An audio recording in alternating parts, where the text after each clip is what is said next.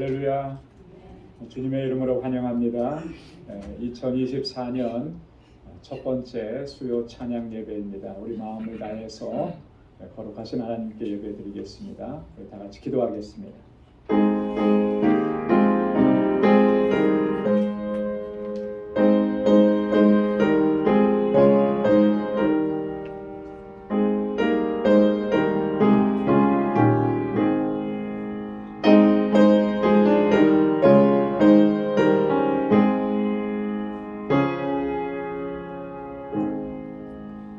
할렐루야. 여호와께 감사하라. 그는 선하시며 그 인자하심이 영원하미로다.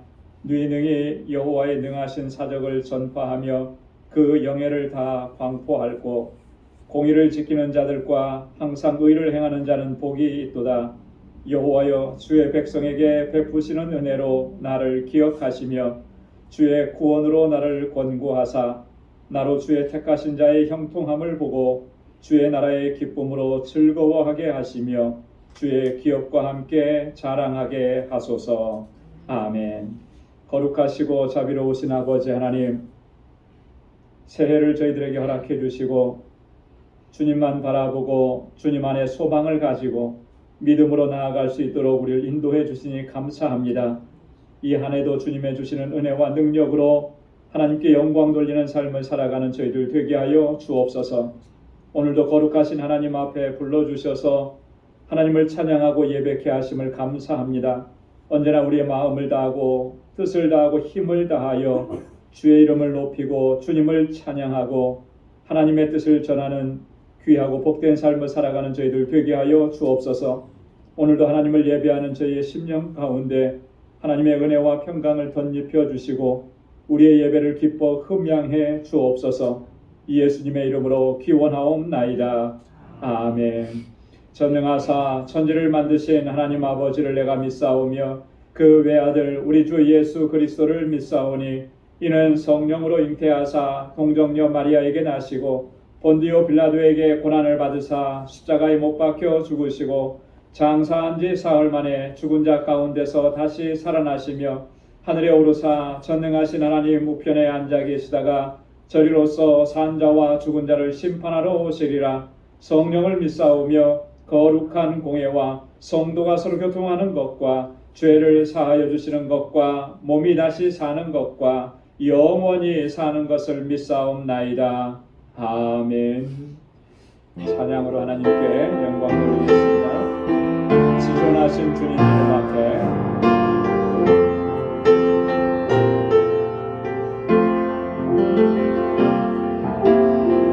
지존하신 주님 이름 앞에 모든 무릎 꿇고 나경배 거룩하신 주님 보좌 앞에 엎드려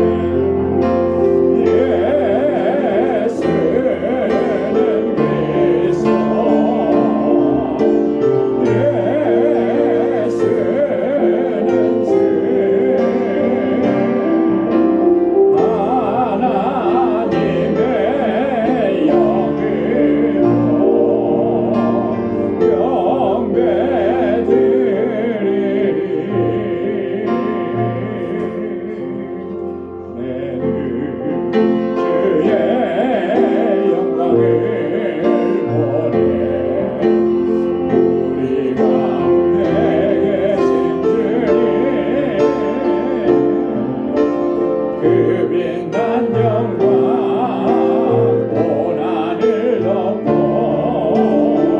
그 찬송 온 땅 가득해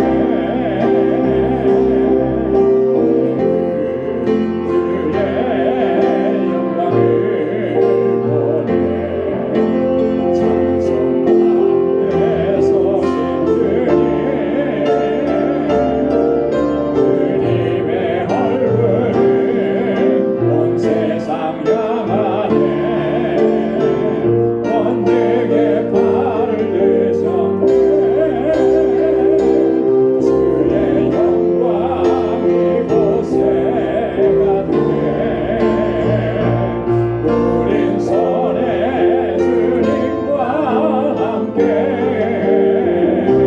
찬양하며 우리는 전진하리 모든 열방 주볼 때까지 주의 영광을 보내 우리 가운데 계신 주님 그 빛난 영광 온 하늘 덮고 그 찬송 온 땅 가득해 주의 영광을 보내 찬송 가운데 서신 주님의 얼굴을 세상 향하네 번득의 발을 드셨네 주의 영광이 곳에 가득해 우린 선의 주님과 함께 찬양하며 우리는 전진하리 모든 열방 주볼 때까지 모든 열방 주볼 때까지 아멘. 슬픈 마음 있는 사람은 힘차게 박수하면서 찬양하겠습니다.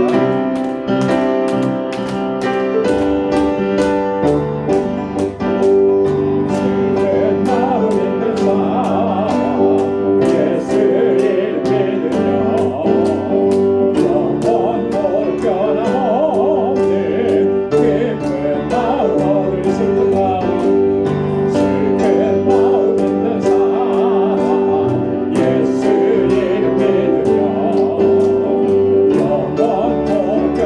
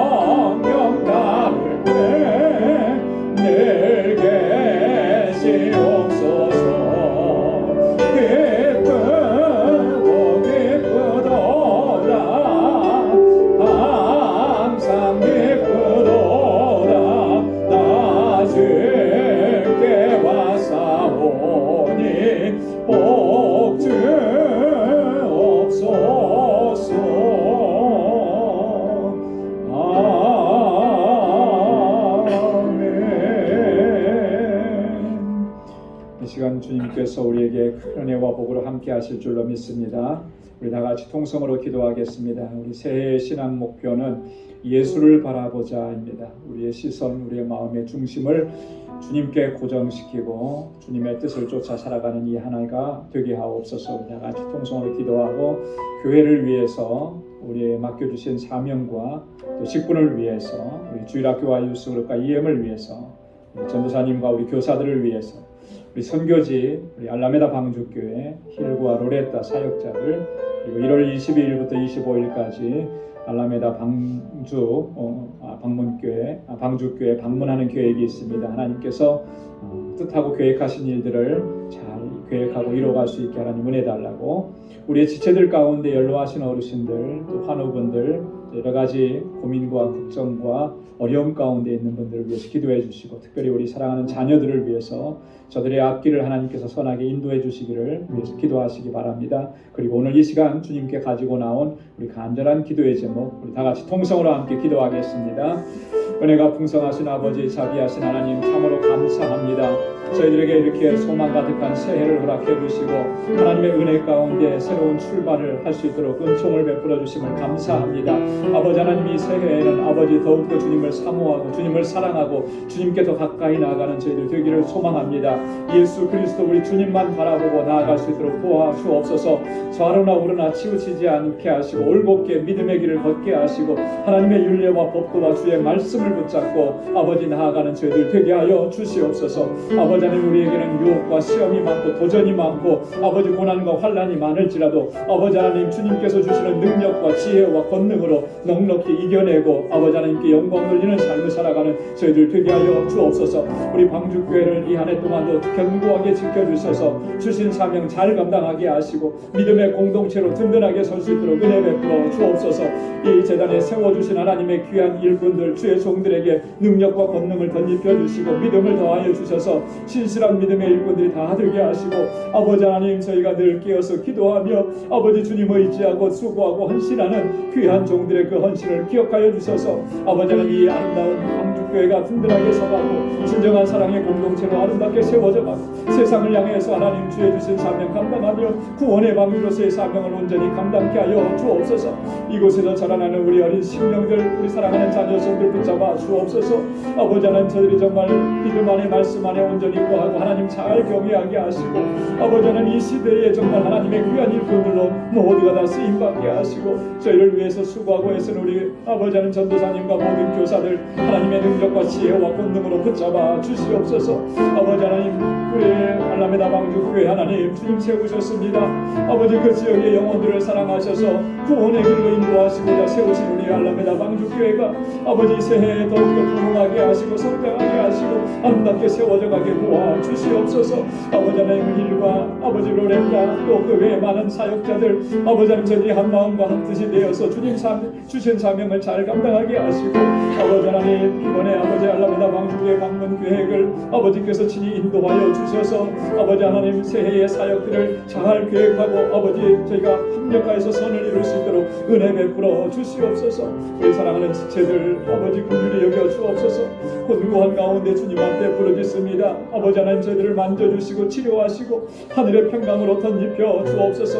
오늘도 주님 앞에 나와서 우리 마음의 소원을 아뢰고 간구하고 기도합니다. 사랑하는 주의 종들의 기도에 주님의 선하신 응답을 허락해 주셔서 매일매일의 삶이 주님의 임재와 주님의 역사를 경험하는 귀하고 복된 삶이 되도록 우리의 삶을 주장하시고 인도하여 주옵소서. 하나님 아버지 오늘도 말씀 앞에 저희를 세워주셔서오니 주의 말씀으로 우리의 심령을 깨우쳐주시고 아버지 하나님 주님 앞에 아버지 온전한 모습으로 서게 하시고 주님의 말씀의 능력을 늘 경험하는 삶이 되도록 인도하여 주옵소서. 오늘 이 시간도 함께 하심을 믿사옵고 감사하오니 예수님의 이름으로 간절히 기도드리옵나이다. 아멘. 할렐루야. 주님께서 선하신 응답을 또 허락해 주실 줄로 믿습니다. 오늘 하나님의 말씀을 같이 묵상하겠습니다. 묵상할 하나님 말씀은 갈라디아서 제2장 6절부터 14절까지 말씀입니다. 갈라디아서 제2장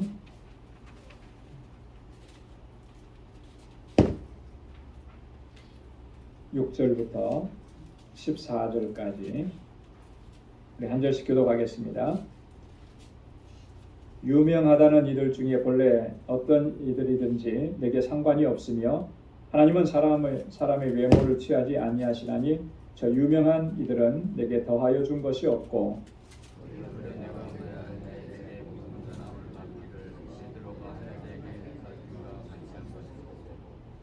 베드로에게 역사하사 그를 할례자의 사도로 삼으시니가 또한 내게 역사하사 나를 이방인에게 사도로 삼으셨느니라.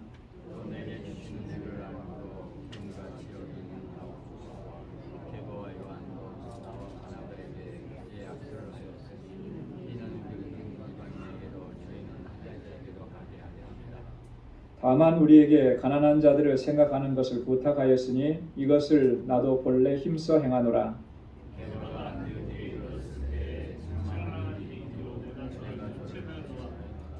야고보에게서 온 어떤 이들이 이르기 전에 게바가 이방인과 함께 먹다가 저희가 오매 그가 할례자들을 두려워하여 떠나 물러가매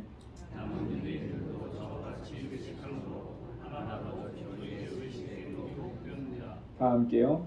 그러므로 나는 저희가 복음의 진리를 따라 바로 행하지 아니함을 보고 모든 자 앞에서 게바에게 이르되 내가 유대인으로서 이방을 쫓고 유대인답게 살지 아니하면서 어찌하여 억지로 이방인을 유대인답게 살게 하려느냐 하였노라. 아멘.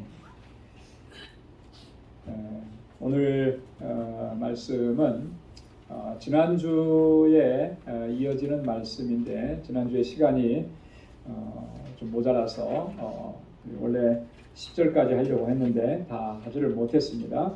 그래서 오늘 6절부터 다시 말씀을 같이 묵상을 하게 됩니다. 오늘 본문은 두 부분으로 좀 나누어져 있어요. 6절부터 10절까지는 지난주에서 이어지는 그런 말씀입니다. 여기에서 보면 이 예루살렘 교회가 당시에는 이 초대교회의 중심적인 그런 역할을 하는 교회였는데 그 예루살렘 교회가 이 바울의 사도직과 또 바울의 이방인 선교에 대해서 인정하는 그런 내용들이 지금 바울의 서술을 통해서 이렇게 나타나고 있습니다. 사실 이거는 굉장히 중요한 내용입니다. 왜냐하면 바울이 복음을 전할 때 항상 그 유대주의, 유대율법주의 크리스찬들이 와서 바울을 공격했던 내용 중에 하나가 뭐냐면 바울의 사도권을 공격을 했거든요. 예수님의 12제자도 아니고 예수님과 함께 생활했던 사람도 아니고 오히려 예수 믿는 사람들을 핍박했던 사람인데 그가 내가 주님께로부터 사도의 직을 받고 이 사도의 사명을 감당한다 하니까 물론 많은 사람들이 바울의 사도권을 인정하고 믿었지만 그렇지 않은 사람들은 또 오히려 그걸 가지고 공격을 했었거든요. 그런데 오늘 이 예루살렘 초대교회의 그 리더들은 바울이 복음을 전하고 이방인 가운데서 많은 사람들이 주께로 돌아오고 이런 모든 모습들을 확인하고 나서는 우리에게 역사하신 주님의 그 역사가 바울에게도 동일하게 역사한다라고 하는 것을 확인하게 된 거죠. 그래서 바울의 그 사역과 그 사도의 직분을 인정하는 그런 내용입니다. 자, 그리고 이어서 11절부터 14절까지는 바울이 안디옥 교회에 있었을 때에 그때 사도 베드로가 정말 이 상상을 초월하는 이런 일들을 행한 거예요. 있을 수 없는 일을 한 거죠. 바울의 눈으로 봤을 때. 그래서 그 부분에 대해서 바울이 베드로를 아주 심하게 책망하고 면책하는 그 일에 대한 그 어떤 내용을 가지고 그렇게 면책을 했는지 그게 얼마만큼 중요한 일인지 그것이 11절부터 14절까지의 내용들입니다. 그래서 오늘 그 내용들을 함께 좀 살펴보기를 원합니다. 자, 6절 말씀에 보면 유명하다는 이들 중에 본래 어떤 이들이든지 내게 상관이 없으며 하나님은 사람의 외모를 취하지 아니하시나니 저 유명한 이들은 내게 더하여 준 것이 없고 여기서 말하는 유명한 이들이라고 하는 사람은 누구를 가리키는 걸까요? 바울이 말하는 유명한 사람들이라고 하는 것은 예루살렘 교회의 지도자들을 얘기하는 거죠. 예루살렘 교회의 지도자들은 크게 두 부류로 구분을 해볼 수가 있습니다. 첫째는 예수님의 직속 제자들, 사도들이에요. 베드로나 요한이나 이런 사람들과 같은. 또 한 부류의 사람들이 있습니다. 그 사람은 누구냐면 예수님의 형제들 가운데, 특별히 야고보가 있었죠, 그죠? 사실은 이 예루살렘 교회가 예루살렘 첫 번째 공의회, 사도행전 15장에 나오는 첫 번째 회의를 주관할 때, 그때 사실은 어떻게 보면 예수님의 친동생이었던 야고보가 실질적인 예루살렘 초대교회의 리더로 자리매김하고 있는 것을 우리가 알 수 있습니다. 왜냐하면 이 야고보가 제안한 그 내용이 그대로 이 첫 번째 예루살렘 총회에서 그 내용이 다 의결되는 거예요. 그러니까 이방인들이 주님께로 돌아오면 어떻게 해야 되느냐? 일부 유대주의자들은 뭐라고 얘기했습니까? 저들도 할례를 받아야 되고, 그죠? 저들도 율법을 철저하게 지켜야 되고, 그래야만 구원 얻는 것입니다. 이렇게 주장하는 사람들이 있었거든요. 근데 그렇게 주장하는 사람들의 이야기가 더 이상 이야기하지 못하도록 복음은 그런 게 아니다라고 하는 거죠. 우리가 믿음으로 말미암아 구원받는 것.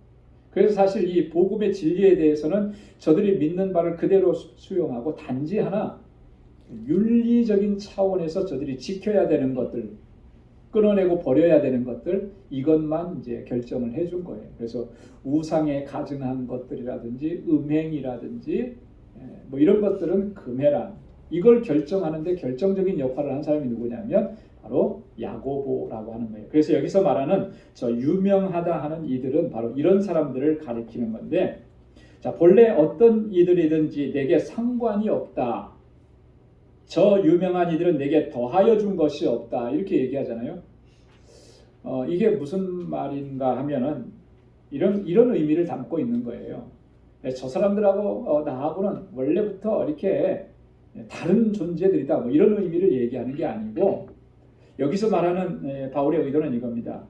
이들을 통해서 내가 받은 것이 아무것도 없다라고 하는 그런 의미예요.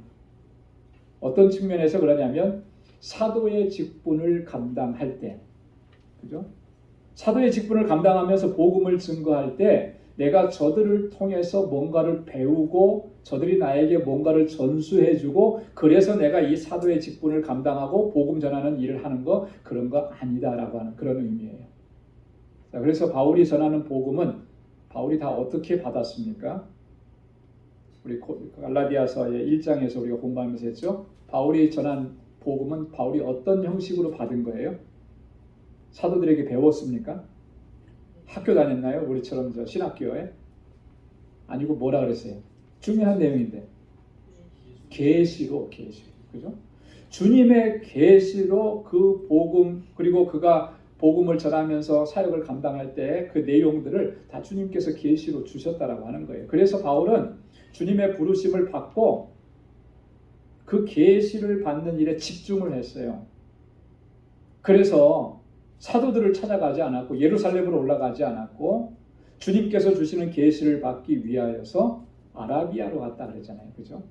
그래서 주님께서는 다 계시로 그에게 전해야 될 말씀과 복음의 내용들을 다 전해요. 예수님을 직접 만난 적이 없는데 예수님에 대해서 어떻게 증거할 수 있겠습니까? 상식적으로는 그렇게 할 수가 없는 거죠. 그런데 바울은 예수님을 만났잖아요. 어떤 예수님을 만난 거예요? 부활하신 예수님을 만난 거예요.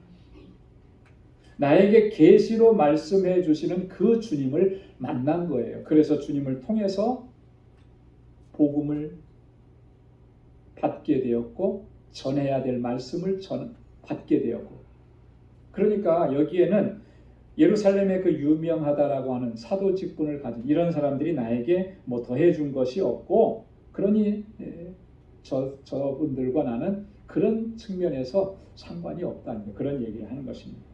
자, 그러면서 중요한 말씀 하나 더 하는데, 하나님은 사람의 외모를 취하지 아니하신다.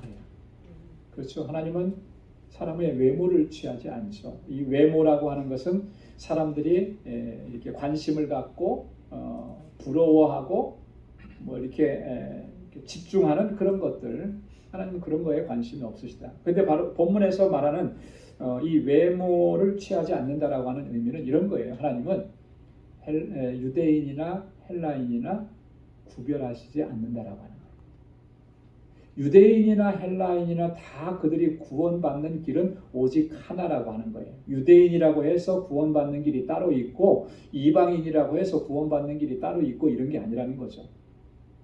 구원 얻는 길은 딱 하나예요. 뭐예요? 예수 그리스도를 믿는 믿음으로. 복음을 믿는 믿음으로. 믿음으로 말미암아 구원받는. 유대인도 선조 때부터 자신들이 선민이라고 그거 자랑하지 말라는 거죠. 그것 때문에 구원받는 거 아니다라고 하는 거예요. 우리가 신앙생활하면서 종종 자랑스럽게 생각하는 것 중에 하나가 뭐냐면 믿음의 가문이라고 하는 것을 자랑스럽게 생각을 하거든요. 내가 믿음의 가문 안에서 태어난 것은 은혜고 복인 것은 맞아요. 왜냐하면 나는 태어나면서부터 주님을 영접할 수 있는 그런 찬스, 기회가 바로 가까이에 있었으니까. 그렇죠? 그러니까 그거는 복인 건 맞아요. 그렇지만 그렇다고 해서 그것이 그 사람을 구원의 길로 인도하느냐면 그게 아니라는 거죠. 구원은 하나님 앞에서 내가 단독자로 하나님을 만나야 되는 거예요. 우리 집안이 어떤 믿음의 가문이다 이게 아니고, 그건 마치 뭐하고 똑같으냐면 유대인들이 나는 유대인이야, 우리 조상의 선조는 아브라함이야, 나는 아브라함의 자손이야, 그러니 나도 당연히 구원받았어, 이렇게 생각하는 것과 똑같은 거예요. 유대인이든지 헬라인이든지 믿음의 가문이 5대째 됐든지 이제 내가 처음 나 혼자 내가 우리 가정의 믿음의 개척자이든지 다 똑같아요. 단독자로 예수 그리스도 하나님 앞에 서야 되고 예수 그리스도를 영접해야 하는 것입니다. 그 믿음으로 구원받게 된다라고 하는 것입니다. 그것을 바울이 지금 얘기하는 것입니다. 자, 7절과 8절에 보면 도리어 내가 무할례자에게 복음 전함을 맡기를 베드로가 할례자에게 맡은 것 같이 한 것을 보고 베드로에게 역사하사 그를 할례자의 사도로 삼으시니가 또한 내게 역사하사 나를 이방인에게 사도로 삼으셨느니라. 자, 내가 바울은 누구에게 복음 전하는 것을 이렇게 사명으로 맡았다 그랬냐면 무할례자에게. 자, 여기서 무할례자라고 하는 말의 의미는 이방인을 가리키는 것이죠. 자, 베드로는 누구에게요? 할례자에게. 할례자라고 하는 말은 유대인들을 가리키는 것입니다. 나를 무할례자에게 복음 전하는 자로 맡겨주신 분도 하나님이시고, 그죠? 베드로를 택해서 할례자에게 복음을 전하게 하신 분도 하나님이시고, 같은 하나님, 같은 주님, 한 주님이시다라고 하는 것을 여기서 얘기하는 것입니다.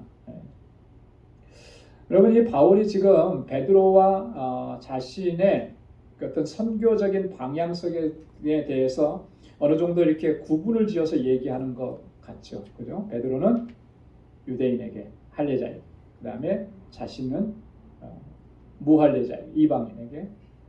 큰 틀에서 보면 물론 그렇게 구분되는 것 같은데 실제적인 사역의 내용에서 보면 베드로가 할례자에게 복음을 맡았다고 해서 꼭 유대인들에게만 복음을 전했냐면 그렇지 않아요. 그죠? 베드로도 이방인의 지역에 가서 복음을 전했습니다. 그리고 이방인을 주님께로 돌아오게 했어요. 대표적인 사람이 누구죠? 베드로가 가서 말씀을 전하고 주님께로 돌아오게 한 사람. 기억이 안 나시나요? 사도행전 10장에 나오는 그 유명한 고넬료. 그죠? 자, 고넬료는 이방 사람이죠. 로마 군대의 백부장이니까. 뿐만 아니라 사도행전 8장에 보면 예루살렘 박해가 있고 나서 사도들을 제외하고는 다 흩어지게 됩니다. 근데 초대교회 7 집사 중에 한 사람인 빌립이라고 하는 사람이 어디까지 내려가냐면 사마리아 지역에까지 가서 복음을 전해요. 그리고 두로와 시돈 지역에까지 가서 복음. 이 지역은 물론 사마리아 지역이 뭐 유대인의 피가 있기는 하지만 당시 정통 유대인들은 이방인 취급을 했거든요. 거기에서 바울에 의해서 빌립에 의해서 예수 믿는 사람들이 많이 생겼다는 이야기를 듣고 예루살렘 교회가 베드로와 요한을 그곳에 파송을 해요. 그래서 베드로와 요한은 거기 가서 하나님의 말씀을 전하고 세례를 베풀고 그리고 더 나아가서 두로와 시돈 지역에 가서 복음을 전하고. 그러니까 유대인들에게만 딱 정해서 나는 유대인에게만 전해야지 이런 거 아니었다라고 하는 거죠. 바울도 마찬가지예요. 이방인의 사도로 부르심을 받았지만 선교지에 갈 때마다 바울은 항상 누구에게 먼저 복음을 전했냐면 유대인들에게 먼저 복음을 전합니다. 그런데 유대인들은 대부분 다 바울이 전하는 복음을 거절하죠. 이방인들은 받아들여요. 그렇게 복음의 사역을 감당한 거예요. 자, 그러니까 우리가 여기에서 바울이 얘기하는 것이 이게 절대적인 원칙이었다. 우리가 그렇게 생각하면 안 된다라고 하는 것이죠. 큰 틀에서의 원칙은 그렇지만 그러나 세부적으로 들어가 보면 복음은 누구에게나 다 전해져야 하는 거예요. 그렇기 때문에 바울도 유대인들에게 복음을 전했고 베드로도 이방인에게 복음을 증거했다라고 하는 것이죠. 자, 9절 말씀에 보면 또 내게 주신 은혜를 알므로 기둥같이 여기는 야고보와 게바와 요한도 나와 바나바에게 교제의 약수를 하였으니 이는 우리는 이방인에게로 저희는 할례자에게로 가게 하려 함이라. 자, 이 말씀 보면 아주 중요한 내용이 몇 가지가 들어 있습니다. 그럼 잘 보십시오. 자, 이름의 순서를 한번 보세요. 기둥같이 여기는 야고보와 게바와 요한 이렇게 나오죠. 이게 그냥 우연히 그냥 아무 생각 없이 쓴 거 아니거든요. 성경에 나올 때 뭐 예수님의 제자들도 마찬가지예요. 제자들의 이름이 쭉 나올 때 뭐 베드로, 야고보, 요한 뭐 이런 식으로 나오죠. 이런 순서가 상당히 의미가 있어요. 대부분의 경우는 중요한 순서대로 그 이름을 나열을 하는 거예요. 안 그런 경우도 간혹 있지만 대부분은 그래요. 그래서 성경에 어떤 뭐 명단들이 나온다고 했을 때 누가 먼저 나왔느냐 뭐 이런 거는 그때 당시에 그 공동체 안에서 그만큼 중요한 역할을 했다라고 하는 것을 의미하는 겁니다. 그래서 자, 여기 보면은 9절에 누가 제일 먼저 나왔습니까? 야고보가 나왔잖아요. 야고보. 이 야고보는 누구죠? 예수님의 동생 야고보예요. 예수님의 제자 야고보는 이미 순교했죠. 그죠? 예수님의 제자 야고보는 이미 순교했어요. 여기서 말하는 야고보는 예수님의 동생 야고보인데 이미 벌써 이 순서를 보면 야고보가 아까도 말씀드렸던 것처럼 예루살렘 초대교회 공동체의 리더로서 등장하고 있다라고 하는 것을 우리가 알 수 있죠. 이 사람들이 다 기둥과 같이 여기는 예루살렘 교회의 기둥처럼 여기는 귀한 그런 일꾼들이다라고 하는 것을 이야기하는 것입니다. 이들이 또한 내게 주시는 은혜를 알므로 그랬어요. 바울이 말하는 내게 주신 은혜라고 하는 게 뭐겠습니까? 이방인에게 복음을 증거하는 사도의 직을 감당하게 하시는 주님의 은혜를 얘기하는 거예요. 그죠? 자, 그래서 하나님께서 바울을 택하셔서 그에게 계시로 말씀을 주시고 그 말씀을 이방인 지역에 가서 복음을 증거하게 하신 거 하나님께서 그렇게 세우셨다. 그러니까 바울이 하나님께로부터 이런 은혜를 받았고 사도로 부름을 받았다라고 하는 사실을 예루살렘 교회의 지도자인 야고보와 베드로와 요한이 그걸 인정했다라고 하는 것을 바울이 얘기하는 것입니다. 그래서 여기 보면 나와 바나바에게 뭐를 했다 그랬어요? 교제의 악수를 했다. 교제의 악수를 했다라고 하는 것은 뭐죠? 당신과 나는 하나라고 하는 거예요. 그죠? 함께 한다라고 하는 거죠. 악수는. 함께 할 수 없는 사람과는 그렇게 악수하기가 어렵죠. 물론 뭐 정치할 때 보면은 뭐 서로 다른 정당이고 서로 막 치고받고 해도 뭐 공식적인 자리에서는 악수하지만 그 악수는 별 의미가 없는 거예요. 그죠? 진짜 악수의 의미는 뭐예요?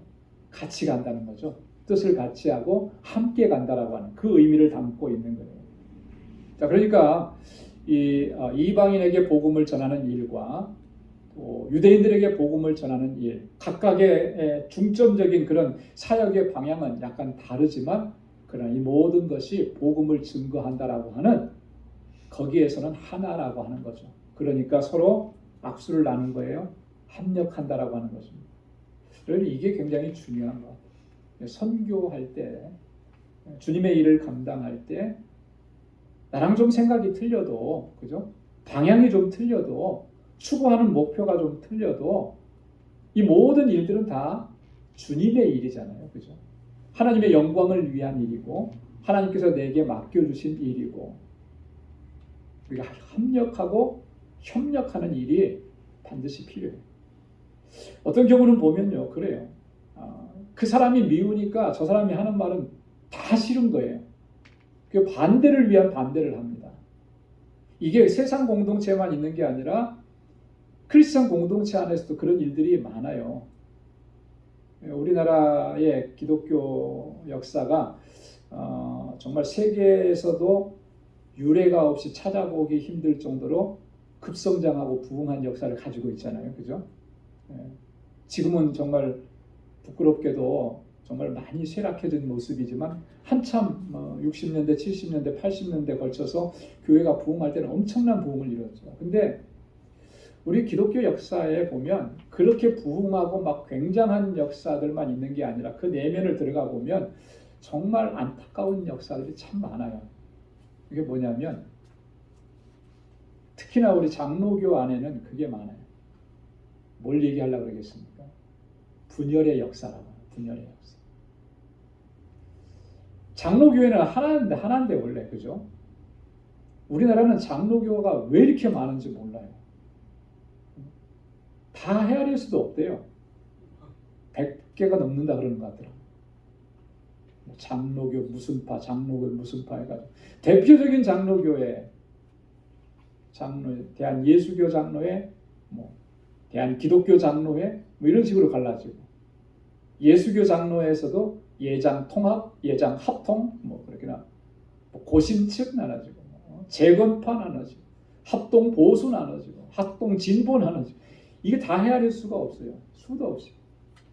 왜 나눠졌냐면 참 아이러니컬하게도요. 이게 어떤 신학에 의해서 나눠진 거는 하나도 없어요.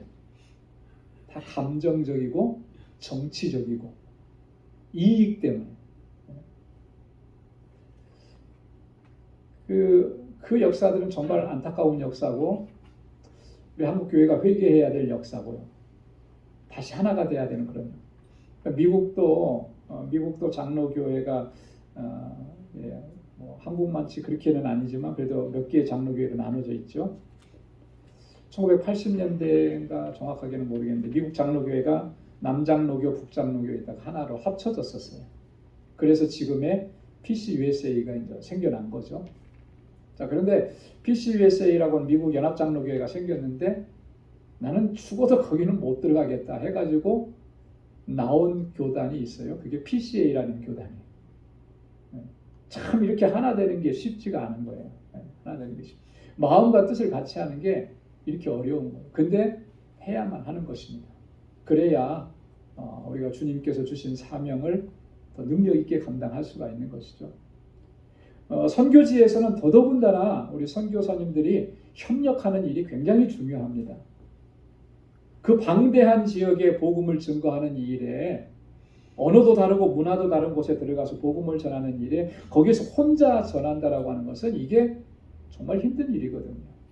우리도 중남미 쪽에 가보면은 한국 선교사님들이 많이 가 계시는데 참 감사한 거는 그래요.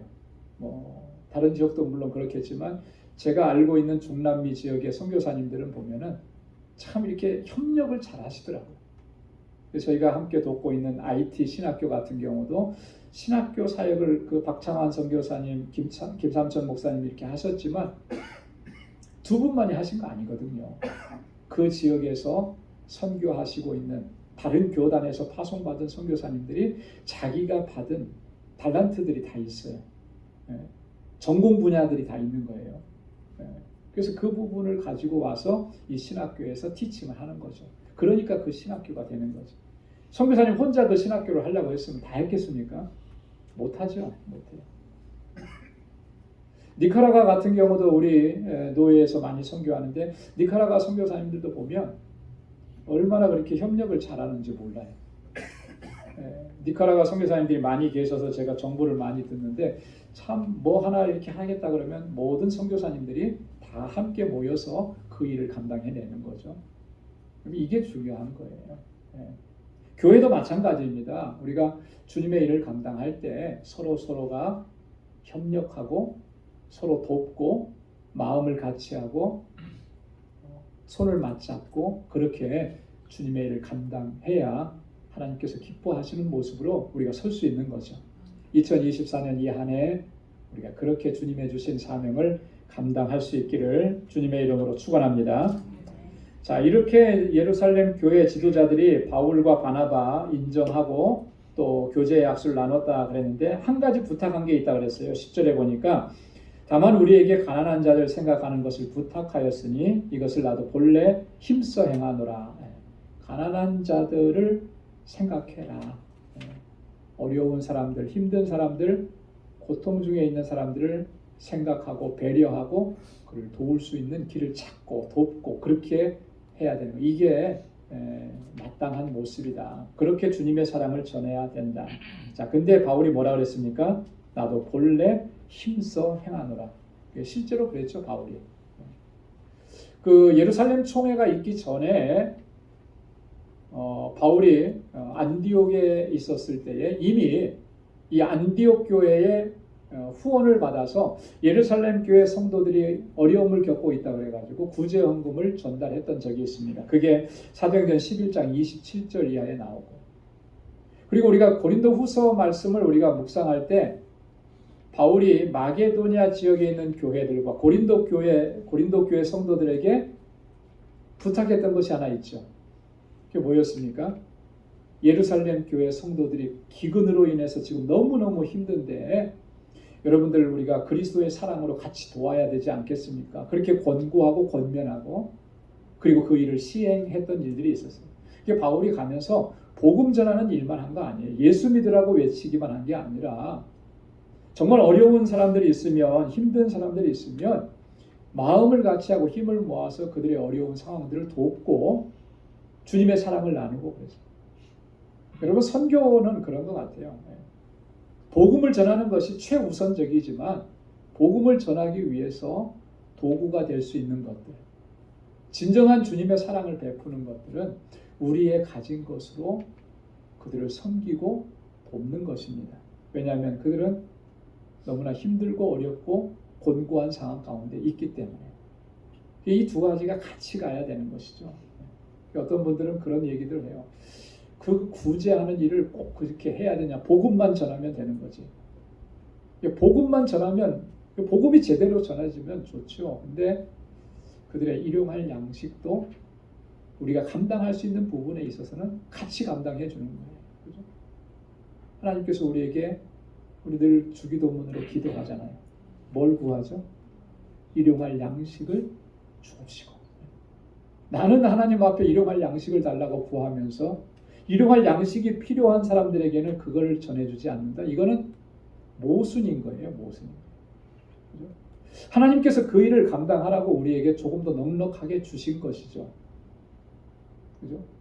그래서 내가 쓰고 부족함이 없으면 남는 것들이 충분히 있죠. 나눌 수 있는데도 우리 마음이 거기까지 안 가는 게 안타까운 거예요. 하나님께서 주신 은혜, 내게 주신 복, 이제는 나누고 넘쳐 흐르게 하는 복에 근원된 삶이 될 수 있기를 주님의 이름으로 축원합니다. 자, 그 다음에 두 번째 단락입니다. 베드로의 위선에 대한 바울의 책망입니다. 자, 11절에 보면 게바가 안디옥에 이르렀을 때 책망할 일이 있기로 내가 저를 면책하였노라. 도대체 책망할 일이 뭐였을까? 면책했다 그랬죠. 면책. 이 면책이라고 하는 말은 무슨 말입니까? 면책했다. 굉장히 당혹스러운 장면이에요. 면전에서 책망했다라고 합니다. 그러니까 얼굴을 맞대고 대면해서 책망했다는 거예요. 그러니까 얼마나 그런 책망을 받는 사람의 입장에서 서서 보면 이게 얼마나 당혹스럽고, 그죠? 얼마나 또 생각하면 수치스럽기도 할 거예요, 그죠? 면전에다 대놓고 책망을 하는 것이니까. 바울이 이렇게까지 한 거예요. 베드로가 어떤 사람인데요? 예수님의 수제자 아닙니까, 그죠? 그런 베드로, 도대체 베드로가 무슨 잘못을 했길래 이렇게까지 바울이 했을까? 그게 정말 베드로가 잘못한 게 그렇게 심각한 문제인가? 이게 바울의 입장에서는 정말 심각한 거였던 거죠. 자, 12절에 보면 그 내용이 나옵니다.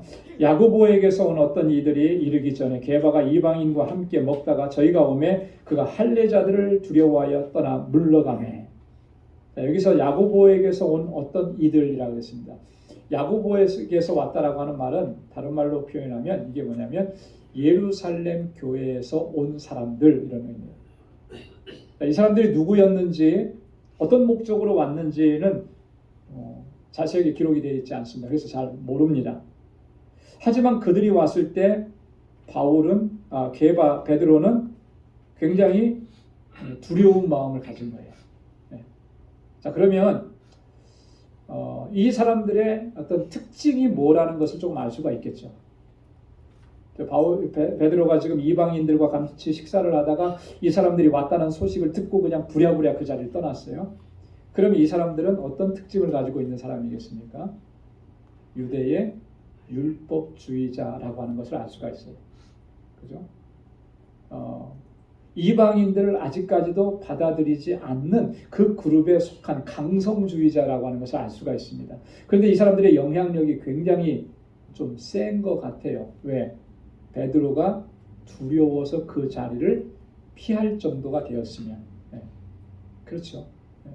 어떤 입김이 세고 영향력이 있는 그 사람의 눈에 내가 거슬리게 된다 그러면 뭔가 내가 좀 당혹스러운 일을 겪을 수 있겠다라고 하는 이런 생각이 들었던 것이죠.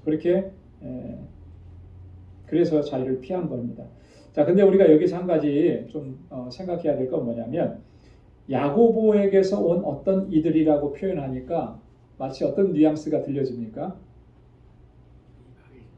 야고보가 보낸 사람들, 이렇게 좀 느껴지죠, 그죠?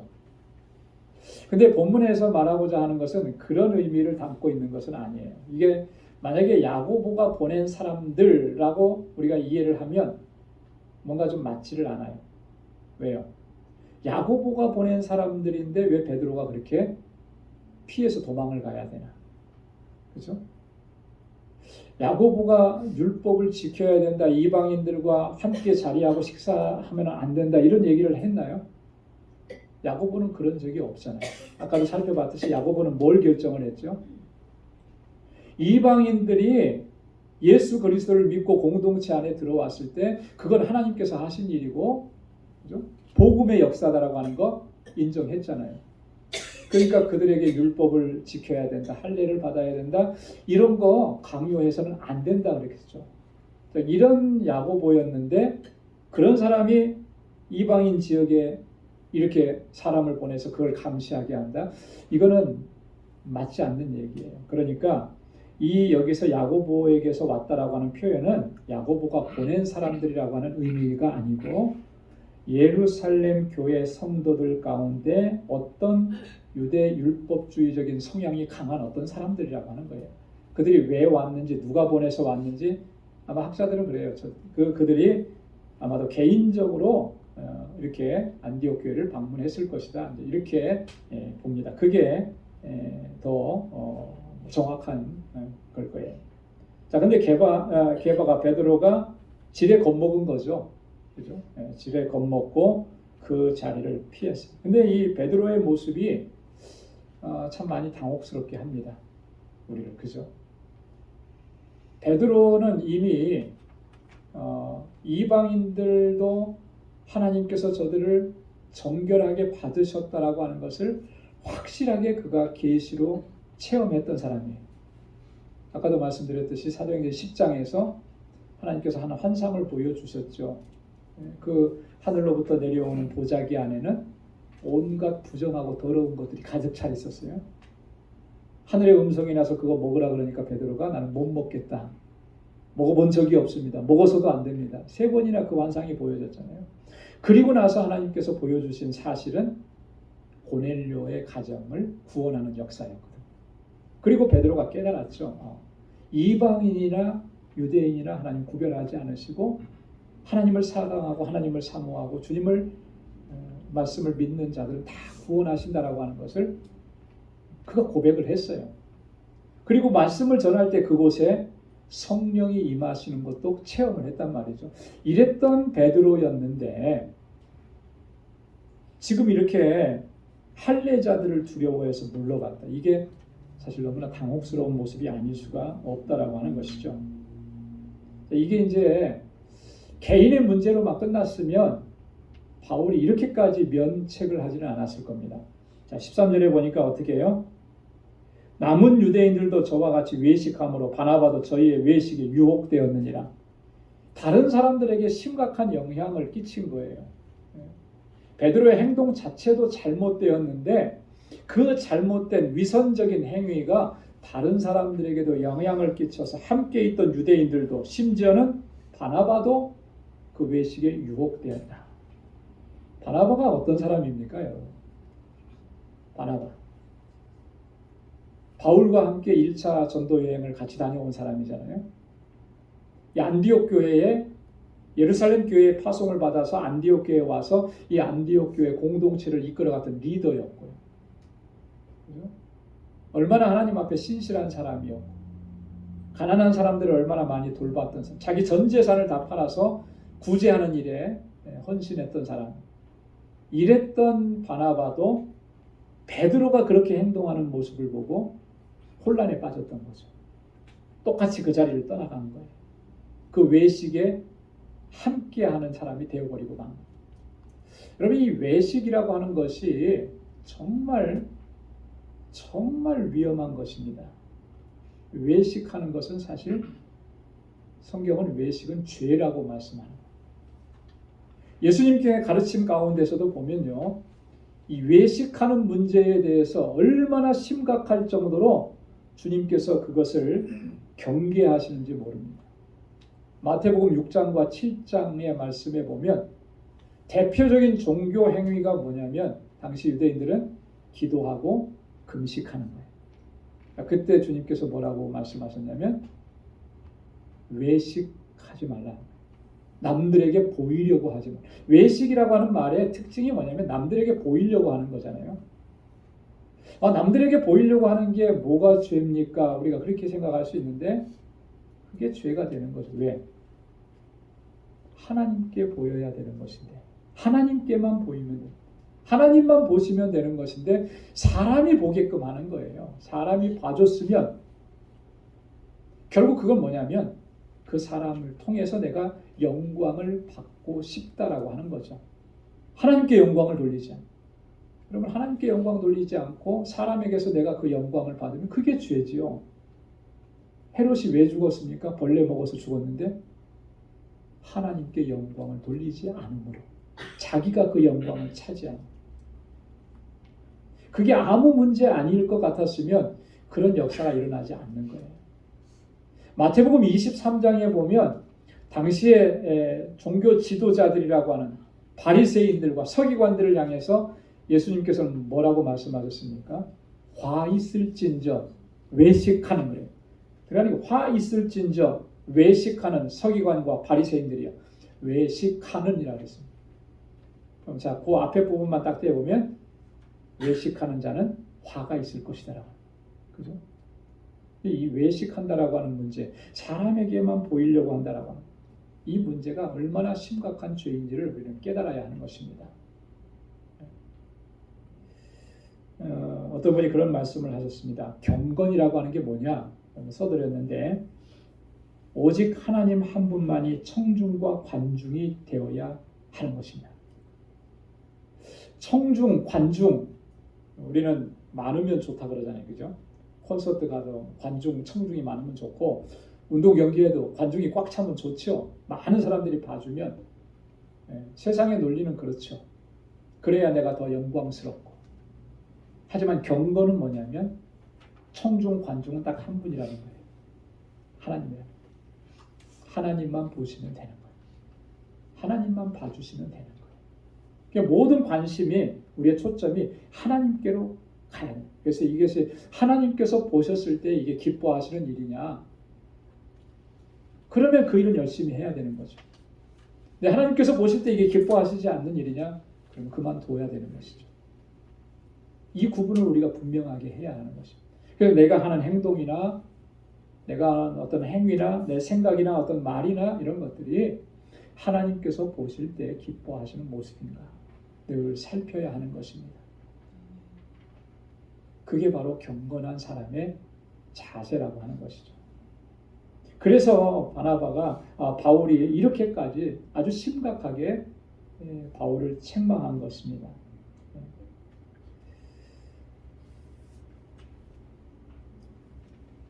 바울의 책망의 내용이 좀 더 구체적으로 14절에 나옵니다. 그러므로 나는 저희가 복음의 진리를 따라 바로 행하지 아니함을 보고 모든 자 앞에서 게바에게 이르되 내가 유대인으로 이방을 쫓고 유대인답게 살지 아니하면서 어찌하여 억지로 이방인을 유대인답게 살게 하려느냐 하였노라. 바울의 핵심적인 내용은 이거예요. 복음의 진리를 따라 바로 행하지 않았다라고 하는 것이죠. 이것을 바울이 심각하게 본 것입니다. 베드로의 이런 행위가 복음의 진리를 훼손한다고 본 거예요. 어떻게 훼손합니까? 믿음으로만 구원받는다라고 하는 이 복음의 진리를 무시하는 거라는 거죠. 왜요?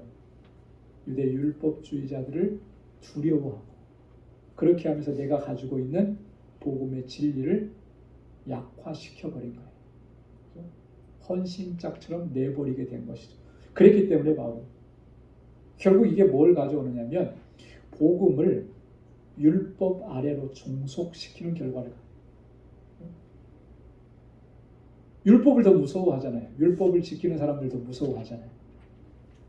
그럼 내가 가지고 있는 복음의 진리를 그 아래로 종속시켜버리는 거예요. 이게 얼마나 심각한 문제냐. 복음의 진리를 훼손하기 때문에 바울이 이거를 그냥 넘어갈 수가 없는 거예요. 베드로가 대단한 사도이긴 하지만 예수님의 수제자이긴 하지만 그건 아니라는 것이죠. 여러분 복음의 진리 안에서 행한다라고 하는 것이 우리 신앙생활에 있어서 가장 중요한 핵심적인 요소입니다. 그래서 요한 3서 1장 3절로 4절에 요한이 그렇게 선언했습니다. 우리 한번 같이 읽어볼까요? 다 같이요. 형제들이 와서 내게 있는 진리를 증거하되 내가 진리 안에서 행한다 하니 내가 심히 기뻐하노라. 내가 내 자녀들이 진리 안에서 행한다 함을 듣는 것보다 더 즐거움이 없도다. 아멘. 내가 진리 안에서 행한다 하니 내가 심히 기뻐하노라. 요한이 기뻐하는 것은 오직 요거 하나였어요. 너희가 많이 모인다고 하니 내가 참 마음이 흡족하구나 이런 거 아니거든. 너희가 이번에 새로의 교회 예배당을 멋있게 건축했더니 내 마음이 흡족하구나 이런 거 아니거든요. 내 자녀라는 말은 뭐예요? 내가 복음을 전해서 그들이 예수 그리스도를 영접한 믿음의 자녀들을 얘기하는 거죠. 저들이 아주 어린 신앙이었는데 저들이 진리 안에서 행하고 말씀 안에서 행하고 구원의 기쁨과 감격 속에서 살아간다고 하는 그 말을 들으니 내가 너무나 기쁘다.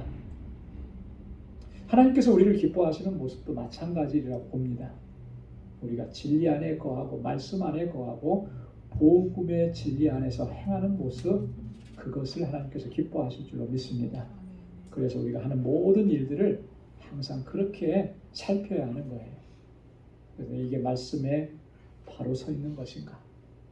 진리 안에서 바르게 행하는 것인가? 살피면서 하나님 앞에 우리를 바로 세워가고 그렇게 사명을 감당하는 저와 여러분들이 될 수 있기를 주님의 이름으로 축원합니다. 기도하겠습니다. 하나님 아버지 감사합니다. 오늘도 하나님의 귀한 말씀을 또 저희들에게 들려주셔서 하나님 우리의 영적인 신앙의 상태를 다시 한번 살펴볼 수 있게 하시고 하나님 앞에 바로 세워갈 수 있도록 은혜 주심을 감사합니다. 하나님 우리를 구원하신 주님의 그 귀한 말씀, 생명의 말씀, 이 말씀 붙잡고 믿음으로 나아가는 저희들 되게 하여 주옵소서. 좌르나 우르나 치우치지 않게 하옵시고 세상에 관심을 두지 않게 하시고 오직 여호와 하나님 주님께 관심을 두고 주님께 우리의 시선을 고정하고 그렇게 믿음으로 달려가는 우리 방주의 권속들이 되게 하여 주옵소서. 그래서 이 다음에 주님 앞에 섰을 때 우리 모두가 다 착하고 충성된 종이라고 하는 주님의 칭찬을 받기에 부족함이 없도록 인도하여 주옵소서. 이제는 우리 주 예수 그리스도의 무한하신 은혜와 하나님 아버지의 크고 놀라우신 사랑과 성령의 위로 교통 충만하심의 역사가 아버지의 뜻대로 믿음으로 살고 복음의 진리 안에서 걸어가기를 결단하는 우리 방주의 모든 믿음의 권속들과 저들의 가정과 직장, 생업의 터전과 학업 위에 이제로부터 영원까지 함께 하시기를 간절히 축원하옵나이다. 아멘.